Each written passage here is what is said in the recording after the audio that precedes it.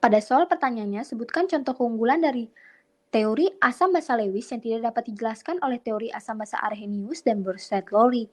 Penyelesaiannya, konsep asam basa mempunyai definisi yang berbeda-beda tergantung pada ilmuwan yang menemukannya. Teori asam basa sering digunakan dalam konsep asam basa yaitu teori Arrhenius, teori Bronsted-Lowry, dan teori Lewis. Penjelasan mengenai ketiga teori tersebut yaitu yang pertama, teori asam basa Arrhenius mendefinisikan asam adalah zat yang melepaskan ion H+ saat dilarutkan dalam air, sementara basa adalah zat yang dapat melepaskan ion OH- saat dilarutkan dalam air. Yang kedua, pada teori asam basa Bronsted-Lowry mendefinisikan asam adalah donor atau memberikan proton atau ion H+, sementara basa adalah akseptor atau yang menerima proton atau ion H+.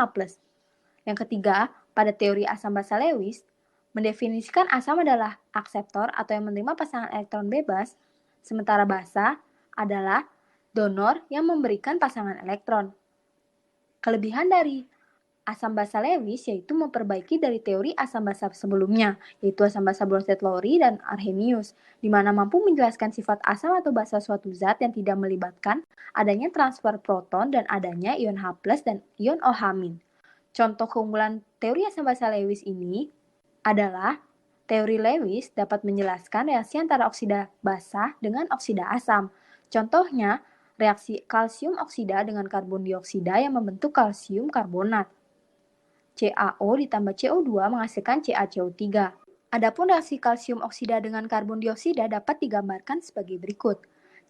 Berdasarkan penjelasan tersebut, maka dapat disimpulkan bahwa contoh keunggulan teori asam basa Lewis yang tidak dapat dijelaskan oleh teori asam basa Arrhenius dan Bronsted-Lowry, yaitu teori Lewis dapat menjelaskan reaksi antara oksida basa dengan oksida asam. Contohnya pada reaksi kalsium oksida dengan karbon dioksida yang membentuk kalsium karbonat. CaO ditambah CO2 menghasilkan CaCO3.